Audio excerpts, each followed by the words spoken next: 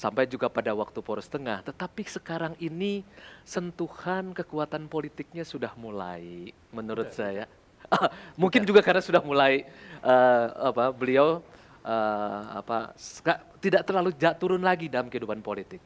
Nah, jadi kalau kita mau mengurut, Pak Amin Rais ini adalah seorang kingmaker sebenarnya dengan kekuatan politik penuh di masa lalu, dan pada saat sekarang menurut saya posisi beliau adalah seorang guru bangsa sebenarnya. Cuma memang ketika beliau masih menyentuh ruang-ruang politik praktis, nah di situ orang ada yang merasa terganggu dan apa. Karena itu menurut saya lebih baik memang beliau menjadi guru bangsa. Guru bangsa saja ya. Daripada memang masuk ke dalam koalisi-koalisi yang kadang-kadang memang membuat rakyat agak. Nah, jadi kalau saya begini Mbak, ya, saya bisa ini jujur saya tutup mata, tutup telinga, ya, siapapun yang memenangkan kompetisi nasionalisme, patriotisme, bisa merubah wajah ekonomi negeri kita ini jadi lebih merdeka, katakanlah seperti Venezuela, atau seperti Bolivia, atau seperti Argentina, sama saja ya, itu yang saya kira akan punya peluang memperbaiki negeri ini. Dan jangan pernah punya mental inferior menghadapi asing itu. Ada, kita punya tokoh seperti itu, Pak? Ya, menurut saya Bung Karno dulu kan mengatakan, kamu jangan punya middle body heads complex, ya. Kamu jangan jadi bangsa tempe, jangan bangsa kodok. Gitu.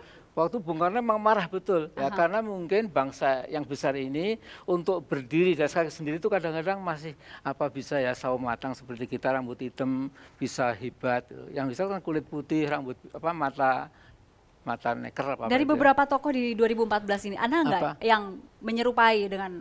Nah, makanya saya katakan ya, ini saya tutup mata, silahkan kompetisi. Ini tinggal 2 bulan sedikit lagi, masing-masing capres itu gelar di atas meja supaya rakyat tidak salah pilih, itu karena ini 5 tahun yang akan datang, Mbak, kita pertaruhkan. Bismillah, saya 3 yang maju itu anak-anak bangsa sendiri, cuma ya tadi itu, kembali ke ideologi negara, kembali ke konstitusi, pegang keadilan sosial, pegang sila kedua yaitu kemanusiaan adil dan beradab, pegang sila kelima keadilan sosial berwarga Indonesia, itu cocok dengan kitab suci.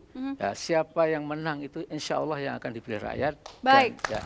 Mas Hanta, sesuai apa yang dikatakan oleh Pak Amin Rais, dan apakah tokoh itu sudah ada di Indonesia saat ini untuk 2014?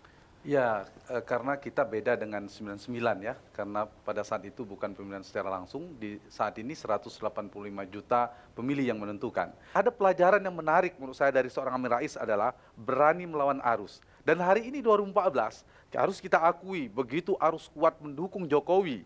Dan Amin Rais lagi-lagi di luar konteks tadi itu, berani paling tidak, menurut saya bagian dari hal yang positif, tapi mengajak, mendidik publik, mendidik pemilih untuk memilih pemimpin sebelum dipilih. Mari kita tanda petik kuliti, kita bedah, kita buka rekam jejaknya, dan itu sebenarnya membantu pemilih. Kalau kita ingin menggunakan dalam perspektif lebih positif apa yang dilakukan oleh Pak Amin sebagai guru bangsa tadi. Baik, ada artikel berikutnya mungkin kita baca bersama-sama ya Pak ya. Bawaslu.2, caleg lolos ke Senayan main politik uang.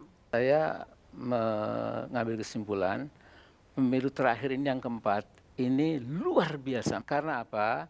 Karena para caleg itu langsung menusuk ke jantung calon pemilih itu ya. Dengan apa? Ya tentu dengan uang ya. Mas Fajrul, banyak sekali temuan-temuan yang terjadi dengan politik uang, tapi yang lemah memang penegakan hukumnya. Jadi kalau kita bercermin selama 16 tahun, kita sudah membentuk sejumlah lembaga-lembaga hukum, kita membuat peraturan, tapi budaya hukum dan penegakan hukumnya ini yang masih lemah. Kami masih memiliki 2 segmen lagi dengan Pak Amin Rais. Saat lagi kami kembali. Pak Amin mengatakan, Mas Amin, Anda terlambat datang. Kami sepakat setelah kami minta Pak Wiranto tidak sanggup, Pak Akbar nggak sanggup, dan lain-lain nggak sanggup. Ya udah, kami sepakat Anda besok maju menjadi capres di MPR. Pak Habibie, saya tidak dikenang sejarah sebagai orang yang belok di tikungan.